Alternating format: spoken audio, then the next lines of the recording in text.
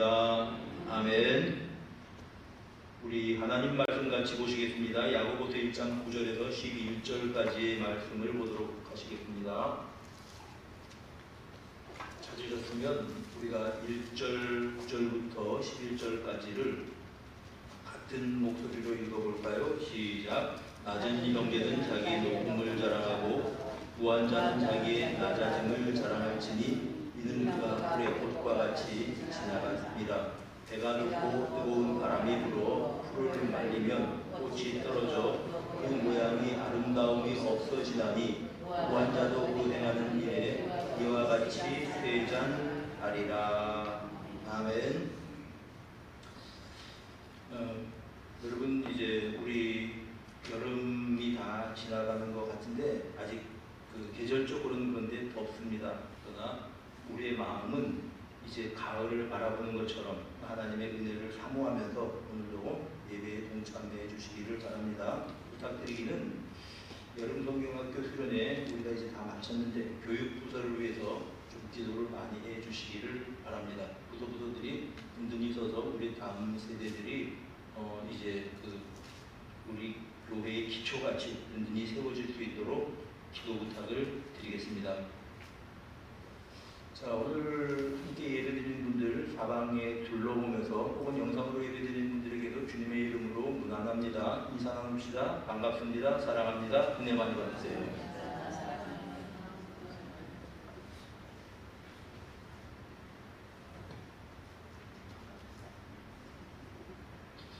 여러분, 우리가 자랑거리를 보면 그 사람이 뭘 자랑하는가를 보면 그 사람 마음속에 무엇이 가치 있는 그러한 그 가치로 자리 잡고 있는가를 알 수 있습니다. 예를 들자면 이제 제가 자라는 때에는 아이들끼리 가장 자랑하는 게 뭐였냐 하면요, 레슬링 잘하는 게 자랑이었습니다. 우리는 초등학교 때 기억을 해보면 쉬는 시간만 되면요, 그 좀 10분 쉬잖아요. 그 시간에 혹은 점심시간에 뭐 했는가 하면 애들끼리 레슬링 했습니다. 왜 레슬링을 그렇게 다른 아이들이 좋아했냐면 그 당시 우리의 이 스타는 고인이 되신 김일 선생님입니다. 여러분 아시죠? 김일 선생님. 예.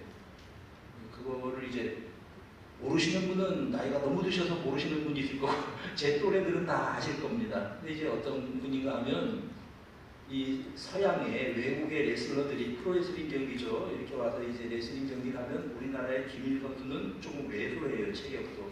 그리고 상대들은 보통 반칙을 많이 하는 사람들입니다. 막 때리기도 하고 어떤 경우에는 이를 갈아서 막 깨물어서 피도 나고 그럽니다. 막 그냥 비틀거리고 있다가 김일 선수가 이제 믿는 구석이 하나 있습니다. 그게 뭔지 아세요? 박치기 한 방입니다. 그냥 이제 막 비틀거리고 다 하고 우리 김일 선수가 다 그냥 질 것 같은데 마음이 초조하죠. 그런데 마지막 그 결정적인 순간에 한쪽 다리를 번쩍 들고 그냥 상대를 갖다 머리로 한번 꽉 받아버리는 겁니다. 그러면 사람이 귀신 보시는 거고 다 떨어져요. 그거 보고 싶어서 계속 TV에 옛날에 TV, 흑백 TV 있잖아요. 그거 이렇게 막 들여다보고 있으니까 쉬는 시간마다 우리는 진짜 그랬어요. 그 어릴 때 초등학교 다닐 때 애들끼리 막 그냥 헤드락도 하고 박치기도 하고 그랬습니다. 그때 무슨 얘기가 있었냐면 전혀 터무니없는 얘기인데요. 그때 우리 아이들 같이 놀던 친구들 사이에서는요, 미원을 많이 먹으면 머리가 단단해진다 그랬어요. 지금 생각해보면 터무니없는 얘기예요. 그죠 여러분? 실제 믿었다니까요. 그때는 밥 먹을 때 막 미원 좀 많이 넣어달라고 그러고, 지금 같으면 건강에 나쁘다고 펄쩍 뛸 일이죠. 근데 그때 애들은 실제로 그랬다. 그래서 이제 아이들한테 갖다 그냥 막 받고 그래서 이제 막 그냥 레슬링을 했던 기억이 납니다. 헤드락도 하고 이런 일들이 있었습니다. 애들에게 있어서 제일 중요한 가치는 뭡니까? 상대방 아이들하고 해서 내가 이기는 거예요. 레슬링에서 김일 선수만처럼 이기는 게 그들에게 있어서 제일 중요한 어떤 자랑거리였습니다. 딱지치기도 했었거든요. 저희 어릴 때는요. 딱지가 아무것도 아니에요. 종이 쪽입니다. 지금 생각하면. 그거 가지고 그냥 시주 따지 모시듯이 하고 딱지 많이 따고 뭐 이제 이러고 놀았습니다. 모르겠어요. 여자아이들은 뭐하고 놀았는지 모르겠는데 하여간 제 또래 여자아이들은 고무줄 많이 했습니다. 고무줄 많이 하고 뭐 어쩌고 그러면서 했는데 그것도 이제 급수가 있는 모양인데요. 여러분 그때 아이들한테요. 비트코인 얘기해봐야 비트코인이 뭔지도 모르고요. 주가가 높아서 뭐해서 돈 많이 벌었다 그래야 주가가 뭔지도 아이들은 모릅니다. 아이들이 자랑은 뭐지? 박치기 자랑, 딱지 잘 따고, 이게 잘하는 아이들의 자랑거리였거든요. 나이가 들어서도 그냥 뭐 딱지 자랑하고 그런 사람은 문제가 심각합니다. 병원에 가봐야 될지도 몰라요. 크면은 자랑거리가 바뀐다는 말이죠. 여러분 뭐 자랑하십니까? 여러분 지금 여러분들이 주변의 사람들과 모여서 무슨 자랑하십니까? 아마 이제 여성분들은 주로 보면은 남편 자랑할 가능성이 있어요. 우리 남편이 얼마나 직장에서 이제 승진을 잘하는지, 또 든든하게 어떤 경제적으로 내 뒷받침을 해주는지 자랑일 수 있습니다. 또 이제 나이가 드신 분들은 이제 자식들 자랑하겠죠. 우리 자식이 이제 얼마 안 있으면 또 이제 이 추석이 되잖아요. 추석 때는 우리 애들이 얼마나 나한테 잘하는지 그것이 자랑거리가 될 수 있을 겁니다. 요즘 또 이제 좋은 집에 가는 것이 자랑일 수 있을 것이고요. 또 이제 해외여행 가서 신기한 것들을 구경하는 것도 자랑거리가 될 수 있을 것이고요. 맛집을 다니는 것도 자랑거리가 될 수 있을 것입니다. 우리는 잘 모르는데, 저는 잘 모르는데요. 요즘 젊은 세대들에게는, 젊은 청년들에게는 BTS 그 라이브 공연에 가서 로마이드에 사인 하나 받아왔다. 그럼 그게 자랑거리일 수 있을 거예요. 걸어놓고, 나 진짜 누구, 뭐 BTS 중에 누구가 나한테 사인 해줬다 그러면서 막 찍어가지고, 뭐 이제 인스타그램에 올리기도 할 겁니다. 여러분, 교회 다니는 사람들에게 자랑은요, 조심스러운 얘기인데, 직분일 수 있습니다. 여기도 보니까 장로님들도 계시고, 권사님들도 많이 계신데, 그거 가지고 은근히 자랑하려고 할 수도 있습니다. 자, 우리가 뭐 자랑해야 되냐? 그게 오늘 얘기하고 싶은 겁니다. 내가 뭘 자랑하는 것이 정상일까? 그리스도인으로서 내가 정말 자랑해야 되는 것이 무엇일까? 그거 좀 생각해 보자는 것입니다. 오늘 성경 말씀해 보니까 야고보 장로님이요, 낮은 형제는 자기의 높음을 자랑하라, 이렇게 말씀을 하십니다. 당시에는 낮은 사람이라고 하면 보통 경제적으로 가난한 사람들을 의미합니다. 누가 가난한가 하면요, 이 당시에는 신분이 낮은 사람이 가난합니다. 이 로마 제국은요, 철저한 신분제 사회였습니다. 로마 제국에는 크게 보면 두 종류의 사람이 있거든요. 자유인이 있고 노예들이 있습니다. 노예들은 어떤 사람에게 예속된 물건 취급을 받는 사람들입니다. 사람이긴 사람인데 인격적으로 전혀 대우를 못 받는 거죠. 자유민 가운데서도 특별히 로마 시민권을 가진 사람들이 있습니다. 이 사람들은 권리만 있는 것은 아니고 의무도 있습니다. 납세의 의무도 있고 병력의 의무도 있습니다. 로마 시민권 정도가 돼야지 이제 이 군인이 되어서 대로마를 지키는 그런 이제 이 자랑스러운 로마 사람이죠. 세금도 내야 되고. 이 바울 사도가 유대인이었지만 로마 시민이었다는 거 아닙니까? 시민권 가진 사람이었다는 거 아닙니까? 이 로마 시민권 가진 사람은 1등 국민이에요, 말하자면 그 당시. 그 다음에 노예가 아닌 자유인들이 있습니다. 아는 사람들. 그 다음에 제일 하층이 노예들입니다. 노예들은 자기 소유가 없는 사람들이에요, 근본적으로. 노예는 누구에게 소속된 사람입니다. 그러니까 시키는 일만 하고 살아가야 되는 그런 사람인데, 그리고 또 이제 잘못해서 주인을 잘 못 만나면 주인을 시키는 일을 하면서 매를 맞으면서 일을 해야 되는 가련한 사람들이었습니다. 자, 그런 사람들이 있었습니다. 그런데 이 사람들을 향해서 교회에서는 하나님의 형상으로 지음을 받았다고 형제라고 불러줍니다. 자, 오늘 본문에 보니까 낮은 형제는 그렇게 말하잖아요. 그 당시 신분제 사회 속에서 흩어져 있는, 로마 제국에 흩어져 있는 유대인들 가운데에서도 노예 출신의 사람들이 교회에 들어왔다는 말입니다. 그들을 향해서 형제라고 불러준 겁니다. 근데 이거는 우리가 생각할 때는 뭐 별일이 아닌 것 같은데 그 당시에는 혁명적인 일입니다. 내가 형제야?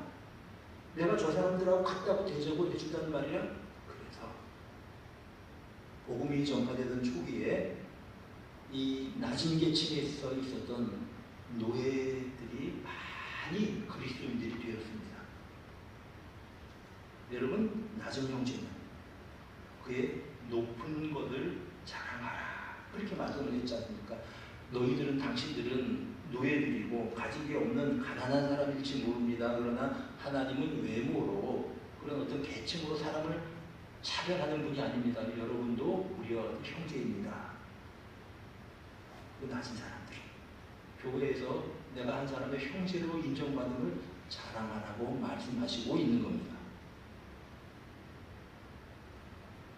사랑하는 여러분, 교회는요, 사람들을 세상 사람들이 보는 가치와 세상 사람들이 보는 평가의 기준으로 보고 사람들을 평가하고 대접하는 공동체가 아닙니다. 교회는 사람들이 무시하는 사람이라고 하더라도 그 가운데서 하나님의 형상을 보고 그들을 한 사람의 형제로 인정해주는 공동체입니다. 이게 세상과 교회와의 차이입니다. 조심스러운 이야기입니다.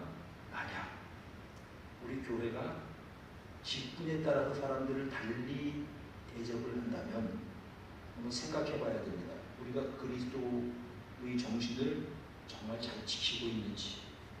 죄송합니다. 제가 장로님들 권사님들한테 뭐 들으라고 뭐 그러는 말씀이 아니고 우리의 마음은 적어도 이제 교회에서 일을 하려다 보면은 체계가 있어야 되고 그러다 보니까는 일의 책임의 한계도 정해지고 그래서 이제 직분이 필요해요. 제가 필요 없다는 거 아닙니다만 우리들은 다시 한번 생각해 보자는 거죠. 그래서 12절에 보면은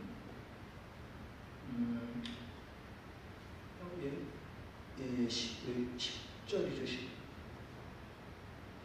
10절이죠. 부한자는 자기의 낮아짐을 자랑하려고 했으니까는 거꾸로 우리 직분이 있는 사람이라고 생각을 해보자고요. 내 자신을 낮추어 놓고 생각을 하자는 얘기입니다. 왜? 낮은 사람들을 높여주기 위해서입니다. 우리 그렇게 살아가십시다. 왜냐하면 예수님께서 그런 마음을 가지고 사셨기 때문에 그렇습니다. 하늘 보좌를 버리시고 땅에 오셔서 낮고 낮은 사람들처럼 살아가셨습니다. 하나님이신 그분이요. 하나님의 아들이신 그분이 그렇게 살았습니다. 그러면서 예수님은 크고자 하는 자는 섬기는 사람이 되어야 된다고 우리에게 말씀해 주셨기 때문에 우리가 그런 마음으로 그리스도의 마음을 품고 교회 생활을 하자는 그런 말씀입니다. 우리나라에서도 마찬가지였습니다. 여러분, 우리나라가 상공상의 아주 철저한 신분제 사회였습니다. 조선시대가 그랬잖아요. 근데 이제 우리나라에 그러다 보니까 저 상인들, 그러니까 이제 저 천민들, 그 사람들, 백정 출신들, 이 사람들이 처음에 교회에 막 들어왔습니다. 왜요? 그들도 사람 대접을 해주니까. 그게 처음엔 그랬습니다. 복음이 막 우리나라 복음이 전해질 때요. 근데 여러분, 제가 신분제가 그리스도 예수 안에서 그 공고한 어떤 조선시대 신분제가 파괴되었다고 하는 것을 여러 번 여러분들에게 말씀을 드렸습니다. 이게 이자익 목사님 이야기 아니에요. 이자익 목사님이 원래 머슴 출신입니다. 머슴 출신. 이제 그분이 그 김제 금산에 금산교회에서 자기 주인이 이제 그 교회를 다니기 시작하니까 주인 따라 교회를 다녔습니다. 그러다 보니까 주인이 조독삼이고 그 마부였던 그 이자익 그분이 원래 이제 마부로 따라다녔죠. 그 지주 조독삼 지주의 땅에서 이제 예배를 드리고 그 예배당을 만들었으니까요. 근데 이제 장로가 먼저 됐잖아요. 마부가 장로가 먼저 됐습니다. 오늘날 생각하면은 그런가 보다 생각을 할 일인데 그 당시에는 신분제 사회를 완전히 전적으로 부정하는 일입니다. 그런데 이분이 굉장히 신앙적으로 성숙했던 분이에요. 조독삼 이분이에요. 그래서 자기 집 마부를 장로님으로 깍듯이 모셨습니다. 그리고 그 사람을 자기가 사비를 들여서 평양으로 보내서 평양신학교를 보내서 자기 집 마부를 그 교회에 금산교회에 담임 목사님으로 청빙했습니다. 이분이 우리나라 한국 장로교 총회장을 2번인가 하셨던 분이에요. 이자리 목사님. 여러분, 이게 복음입니다. 오늘날도 마찬가지 아니겠습니까? 낮은 사람들을 인정해주고 또 소외된 사람들을 귀중히 여기서 그들을 그리스도의 사랑으로서 감싸주고 안아주는 그런 역할들을 우리가 하도록 하십시다. 낮은 형제는 자기 높음을 자랑하라 말씀을 했고요. 부한자는 낮아짐을 자랑하라고 그렇게 성경은 우리에게 일러주시고 있는 것입니다. 여러분, 고 황일광이라고 하는 분이 있었어요. 이 사람은 천주교 신자인데 홍주에 충청남도 지금은 이제 홍성이죠. 옛날에 홍주의 천안 백정 출신으로 천주교를 접하게 되었대요. 근데 이제 이 사람이 45살에 이 천주교 신자라고 하는 이유 때문에 순교를 당했어요. 참수형으로 목이 잘라졌다는 얘기죠. 근데 그 당시 천주교하고 요즘 천주교하고 또 달라요. 뭐가 다른가 하면 그 당시 천주교가 처음에 우리나라에 들어올 때는 제사 문제 때문에 조선의 사회와 정면 충돌했습니다. 그래서 천주교 신자들 가운데서 제사 때문에 참수형 당하고 순교한 사람들이 많아요. 근데 이게 어떻게 된 겁니까? 1930년대 뭐 중전막 그때쯤 해가지고 천주교가 제사는 죄가 아니다. 부모 공경에 얘가 이렇게 그냥 공포를 해버렸어요. 바티칸에서. 근데 그 생각하면 참 기가 막혀요. 그러면 제사 문제 때문에 순교당한 수많은 천주교 신자는 뭐가 되는 겁니까? 저는 참 헷갈려요. 어쨌든 간에 그런 일이 있었는데 이때 이 순교에 있었던 황일광 이분이 이렇게 이야기를 했습니다. 나에게는 2개의 천국이 있습니다. 하나는 이 세상에 있고 다른 하나는 죽은 후에 있는 게 분명합니다. 죽은 후에 가는 천당을 믿은 거죠, 이 사람이. 그리고 하나는 이 세상에 있다고 말했습니다. 백정이에요. 사람 취급을 못 받았습니다. 그 당시 사회에서. 그런데 그 백정을 형제로 인정을 해준 거예요. 그 공동체. 그래서 난 그런 사람들 같은 경우에는 난 죽어도 여한이 없는 겁니다. 나를 사람으로 인정해 주니까, 대접해 주니까. 오늘 성경에 보니까 낮은 형제는 자기의 높음을 자랑하라. 이런 의미입니다. 부한자는 자기의 낮아짐을 자랑하라. 라고 우리에게 말씀하고 있습니다. 왜 이렇게 하라고 야고보 장로님이 말씀을 하셨냐 하면요. 예수님이 그렇게 하셨기 때문에 그런 겁니다. 여러분, 예수님이 요한복음 4장에 보면은 사마리아 여자를 찾아가서 물 좀 달라고 그러시고 그 여자에게 생수를 주겠다고 말씀을 하시죠. 그리고 그 여자에게 예배에 대해서 가르쳐 주십니다. 신령과 진정으로 예배하라고 가르쳐 주십니다. 여러분, 그냥 우리는 그냥 평면적으로 읽는데 이건 그 당시 사람들로서는 있을 수 없는 일입니다. 왜냐하면 여자들은 사람 취급을 못 받았어요. 솔직히 그 당시에. 사람들을 헤아리는데 여자들은 그 숫자에도 넣어주지를 않았습니다. 이게 그 당시 사회였습니다. 그런데 예수님이 그 여자를 찾아가서 대화를 했다는 건 그 여자를 한 사람으로 인정을 해주고 대접을 해주셨다는 뜻입니다. 그리고 사마리아 사람이었습니다. 사람들이 정말 이방인처럼 생각하는 사마리아인들은 유대인 피가 섞여 있다고 자기들은 주장하지요. 그 당시에 유대인들이 볼 때는 너희들은 다른 민족과 피가 섞인 혼혈족입니다. 너희들은 유대인이 아니에요. 유대인들, 정통 유대인들이 볼 때는. 이렇게 발시받던 그런 사마리아인 여자를 예수님이 찾아가십니다. 게다가 그 여자는 남편이 5이 있었습니다. 그러니까 지금 6번째 사람하고 남자하고 살고 있는 겁니다. 사연은 알 수 없지만 사람들이 사람 취급을 했겠습니까? 그 여자를. 예수님께서 찾아가셔서 대화하시고 그 사람을 사람 대 사람으로, 예수님은 사람이 되신 하나님이시고 또 그 여자는 사람들에게 사람 취급을 못 받는 사람이었습니다. 사람이 되신 하나님께서 그 여자를 찾아가셔서 사람의 위치로 회복시켜 주시고 대화하시고 예배에 대해서 가르쳐 주십니다. 이거 혁명적인 거거든요. 예수님이요, 가난한 여자가 예수님께 찾아와서 소리를 질렀습니다. 주 다윗의 자손이여 나를 좀 불쌍히 여겨주십시오. 내 딸이 흉악하게 귀신 들렸습니다. 여러분, 딸이 흉악하게 귀신 들렸으니 그 어머니의 마음이 어떻겠습니까? 흉악하게 귀신 들렸어요, 딸이. 그런데 이 여자는, 신분이 여자입니다. 여자가 남자에게 말 거는 게 이상한 사회예요. 그 당시에는 허용이 잘 안 되는 사회입니다. 근데 게다가 이방인입니다. 가나안 사람입니다. 여러분, 가나안인 아시죠? 가나안 족속이 어떻게 되었는지, 뭐 여호수아 들어가서 가나안 7족속을 완전히 다 이렇게 이제 멸절을 하고 그러지 않았습니까? 그건 가나안 족속이었다고요. 그 여자가 예수님께 나를 좀 불쌍히 여겨주십시오. 다윗의 자손이요, 내 딸이 흉하게 귀신 들렸습니다. 여러분, 예수님께서 그 여인의 소원을 들어주셨습니까? 거절하셨습니까? 들어주셨어요. 결국은 끈질긴 여인의 그런 어떤 그 호소 앞에 그러면서 내 딸이 낫다 선포를 하고 보내셨습니다. 누구에게? 가난한 여자에게. 예수님이 그렇게 하셨던 거죠. 나병 환자들, 사람들이 그 당시에는 절대 접촉을 하면 안 됩니다. 격리돼서 살아야 되는 사람들입니다. 나병 환자들도 사람이 아닙니다. 그 당시 사람들이, 정상적인 사람들이 볼 때는.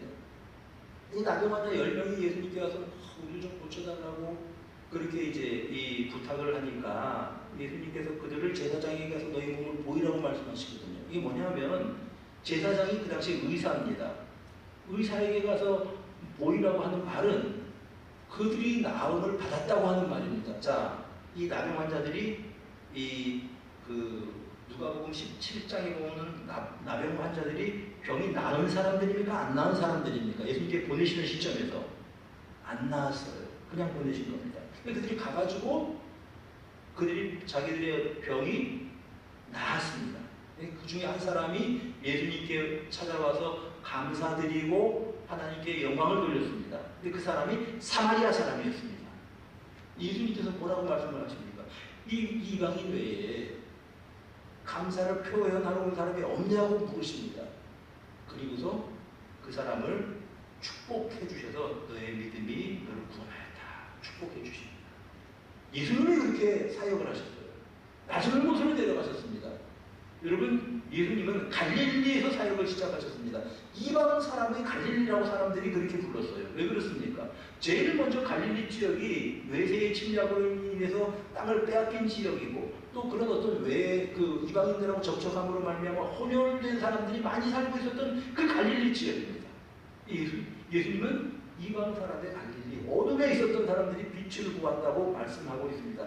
예수님은 그런 사역을 하신 겁니다.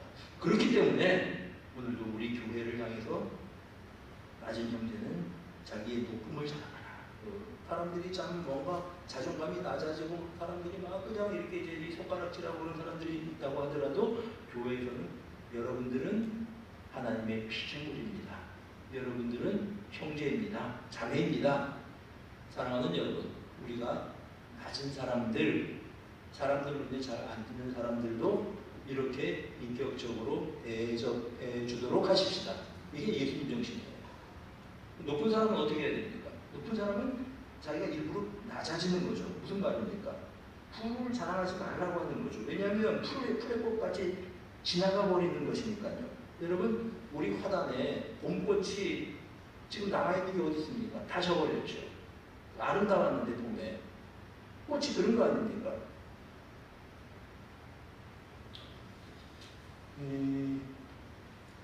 우리나라의 어떤 전직 대통령이었던 분은요, 그분이 대통령 되기 전에 그 교회에서 주차장 봉사를 하셨대요. 주차장에서 가서 뭐 이렇게 이제 경광 들고 차 여기 대라 그러고 뭐 저기 대라 그러고 거기 되면 안 됩니다. 차 빼요. 뭐 이런 일을 하시고 봉사를 하셨답니다. 주일에. 여러분, 어떤 군인교회에서요 있었던 일인데, 군인교회의 군인 목사님들은 사실 계급은 그렇게 높지가 않거든요. 처음에 이제 군목대로 가면은 이제 대위로 아마 임관을 하나 그럴 겁니다. 근데 이제 대위로 임관을 해도 계급이 있잖아요, 군대는. 근데 이제 또 계급은 낮은데 군목 목사님이 막 설교를 하고 그러는데 또 이제 계급이 높은 어떤 장성들도 또 교인입니다. 뭐 이런 구조잖아요, 군인교회가. 근데 그 목사님이 사단장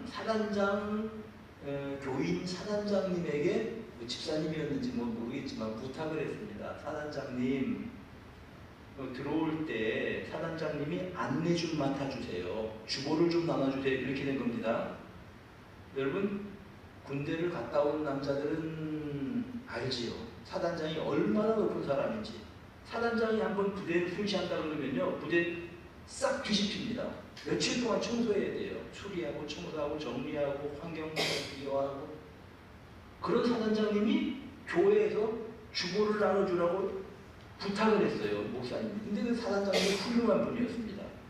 이거 어디 감히 그냥 뭐 대위가 아니면 뭐 지금 소령이 지금 나한테 주보 나눠주라고 그러면 그래? 그렇게 생각할 수도 있는 상황이거든요.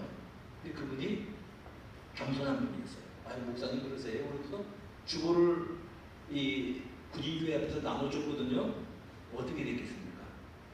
사람들이 사단장님이 나눠주는 주보 한번 받아보려고 교회를 몰려왔다는 거 아닙니까? 신앙이 있어서 온 게 아니라 처음에 사단장님이 뭐 나눠준대, 주보 나눠준대, 그거 받아보고 싶어서 사람들이 모여들었다고 합니다. 제가 이야기를 듣고 사단장님이 참 겸손한 사람이다, 복음을 제대로 아는 사람이다, 이렇게 생각을 한 적이 있습니다. 여러분, 세상에서 높고 우리들이 그런 사람들은 굳이 교회에서 자랑하지 않아도 다 사실은 나중에 알려져요. 근데 그런 사람들은 우리가 좀 이제 뭔가 내가 좀 괜찮다고 생각하는 사람은 가만히 있기만 해도 그것이 그 사람의 어떤 그 신앙의 인격을 드러내는 것이 되는 겁니다. 나의 세상에서 대단한 사람이야. 이러면 그럴 필요가 없는 겁니다.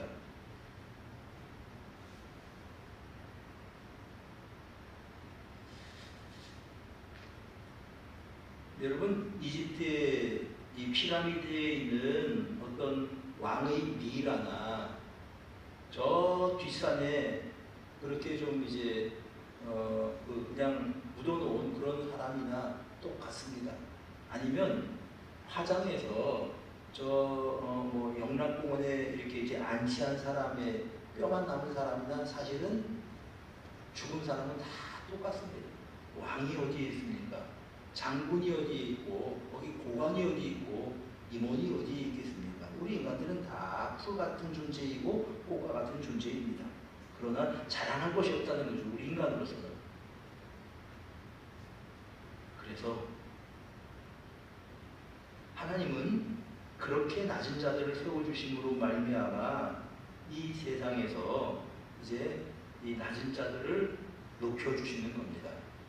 우리는 좀 겸손할 필요가 있는 것 같아요. 이거는 제가 저에게 하는 말입니다. 저부터 시작해. 제일 교만한 사람이 교회에서 저 같아요. 그냥 성도들 앞에서 그냥 설교하고 그러니까 여러분 아무것도 아닌 인간이에요. 그리고 여러분들도 인간이고 창조주 하나님 앞에서 우리는 풀과 같은 인간일 뿐입니다. 오직 우리가 모인 그곳에서 우리의 창조주이신 그분만이 높임을 받는 겁니다. 그런 것이 교회입니다. 교회에서 정말 높임을 받고 영광을 받아야 될 사람은 목사가 아니고 어떤 유력한 사람이 아니고 헌금 많이 한 사람이 아니고 교회에서 인정받아야 될 교회 봉사 많이 해서 교회를 이룬 사람들이 아니고요. 교회에서 높임을 받아야 될 분은 우리 주님이십니다. 하나님이십니다. 예수 그리스도십니다. 그러면서 우리는 낮아지는 겁니다. 세례요한처럼. 그는 흥하여야 되겠고 나는 쇠하여야 되겠다라고 하는 그런 세례요한의 고백이 우리 모두의 고백인 것입니다. 여러분, 고린도전서 1장 26절에서 우리 29절 말씀 한번 띄워주세요. 한번 읽어봅시다. 형제들아 너희를 부르심을 읽어보겠습니다. 시작.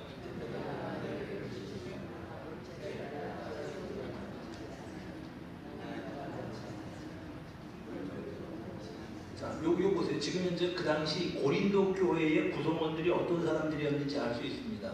노예들이 많았던 것 같아요.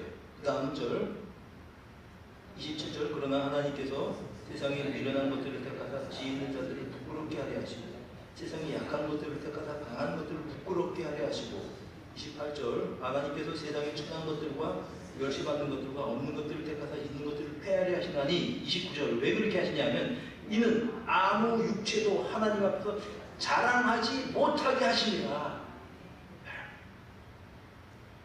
쉽게 말하면 교회에서 잘난 척하지 말라는 얘기예요. 그러니까 모두 다 그러자는 얘기죠. 교회에서 우리들이 인정하고 높여드려야 될 분은 주님밖에 없기 때문에 그렇습니다. 하나님 앞에서 우리는 아무것도 아니에요. 바울 사도가 자랑거리 이야기하니까 빌립보서 3장에서 그런 이야기를 하거든요. 바울 사도는 자랑할 것이 많은 사람이었습니다. 학벌도 가문도 또 유대인이라고 하는 그런 자부심도 게다가 그는 로마의 시민권을 가지고 있던 사람입니다. 그는 요즘 말로 말하면 다중언어에 능한 사람입니다. 히브리어, 헬라어 잘했던 사람이에요. 외국어에 능숙한 사람입니다. 자랑할 만한 것들이 많이 있었어요. 그가 뭐라고 말하냐면 자기가 자랑할 만한 이 모든 것들을 배설물처럼 여긴다고 그렇게 말했습니다. 왜 그랬는지 아십니까? 예수 그리스도를 아는 지식이 가장 고상하기 때문에 그렇게 그는 말했던 것입니다. 빌립보서 3장 7절, 8절을 한번 띄워주세요. 자, 시작. 그러나 무엇이든지 내게 유익하는 것을 내가 그리스도를 위하여 다 해로 여기고 그 다음에요. 또한 모든 것을 해로 여김은 예수 그리스도 예수를 아는 지식이 가장 고상하기 때문이라. 내가 그를 위하여 모든 것을 잃어버리고 배설물로 여김은 그리스도를 갖고. 자, 이 해로 여길 것까지 있나? 가문 자랑, 가문 괜찮잖아요. 그 당시에 이제 베냐민 지파는 왕을 배출한 집안 아닙니까? 가문 아닙니까? 우리로 말하면 이제 왕의 왕족이에요 말하잖아요. 자랑할 만하잖아요. 자랑할 만하고 또 거기다가 뭐 이제 가말리엘, 랍비 가말리엘에서 그 배운 사람입니다. 그러면 가장 최고의 그 율법 교육을 받은 사람이에요. 그럼 자랑할 만하잖아요. 그 바리새인이었습니다. 바리새인은 열심히 신앙생활을 하고 율법 준수에 생명을 건 사람들입니다. 그러면 자랑할 만하잖아요. 근데 그걸 해로 여긴다고 그렇게 말했습니다. 왜 그렇게 했습니까? 그렇게 한 이유가 있습니다. 그리스도 예수와 비교해서는 자기가 가진 것들은 아무것도 아니에요. 먼지 같은 것들입니다. 흙 같은 것들입니다. 그래서 예수 그리스도를 아는 지식밖에는 내게 중요한 것이 없습니다. 이것이 바울 사도의 고백이었습니다. 이렇게 우리 주님을 높여드리는 그런 사람으로 살고 싶습니다. 우리 모두가 그렇게 되었으면 좋겠습니다. 예레미야서 9장 23절과 24절 말씀을 한번 읽어보겠습니다. 시작. 여호와께서 이와 같이 말씀하시되 지혜로운 자는 그의 지혜를 자랑하지 말라. 용사는 그의 용맹을 자랑하지 말라. 부자는 그의 부함을 자랑하지 말라. 자랑하는 자는 이것으로 자랑할지니 곧 명철하여 나를 아는 것과 하나님 아는 것을 자랑하는 여러분 우리 모두가 되기를 바랍니다. 또 나 여호와는 사랑과 정의와 공의를 땅에 행하는 자인 줄 깨닫는 것이라. 나는 이 일을 기뻐하노라. 여호와의 말씀이니라. 사랑하는 여러분, 우리 예수 그리스도 자랑합시다. 오늘 설교 결론은 딱 하나예요. 우리 주님을 자랑합시다. 하나님을 자랑합시다. 나를 내세우지 말고 나를 하나님의 자녀로 삼아주신 주님의 그 은혜를 자랑합시다. 나를 하나님의 자녀로 삼아주셔서 기도하게 하시고 주님께 나오게 하셨던 그 예수 그리스도의 이름을 우리는 자랑하고 찬양하고 높여 드리십시다. 교회의 머리는 예수 그리스도십니다. 우리 주님을 자랑하고 찬양하는 우리 모두가 되기를 소원합니다. 우리 이제 찬송 한 장 같이 부르고 합심해서 같이 기도하겠습니다. 94장입니다.